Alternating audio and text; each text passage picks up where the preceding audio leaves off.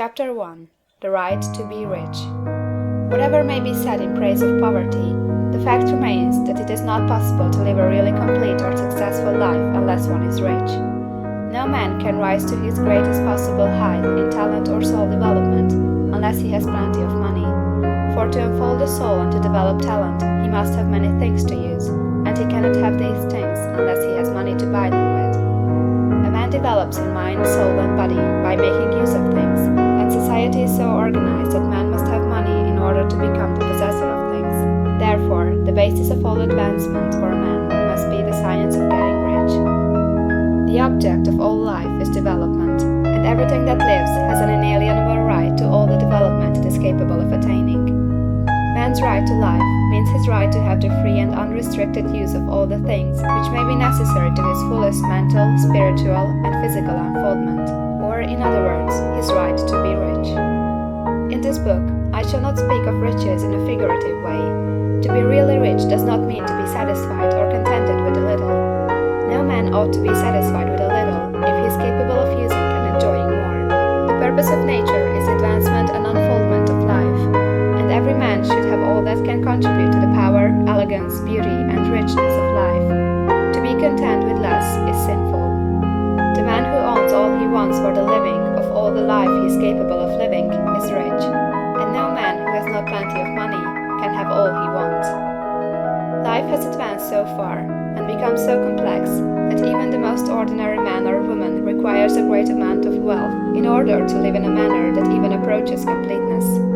Every person naturally wants to become all that they are capable of becoming. This desire to realize innate possibilities is inherent in human nature. We cannot help wanting to be all that we can be. Success in life is becoming what you want to be. You can become what you want to be only by making use of things, and you can have the free use of things only as you become rich enough to buy them. To understand the science of getting rich is therefore the most essential of all knowledge. There is nothing wrong in wanting to get rich. The desire for riches is really the desire for a richer, fuller, and more abundant life, and that desire is praiseworthy.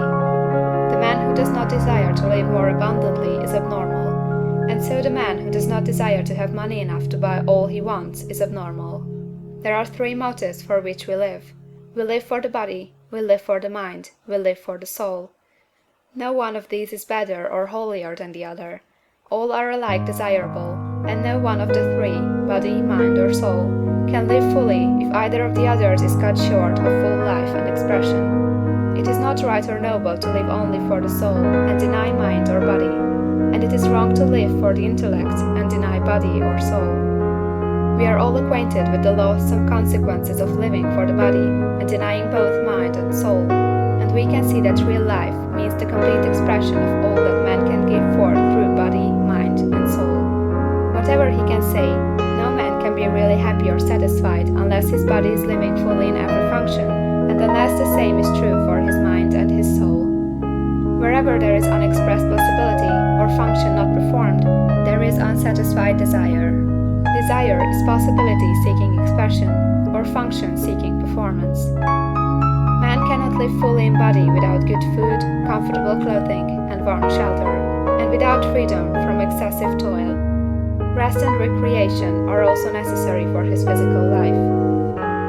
He cannot live fully in mind without books and time to study them, without opportunity to travel and observation, or without intellectual companionship. To live fully in mind, he must have intellectual recreations, and must surround himself with all the objects of art and beauty he is capable of using and appreciating.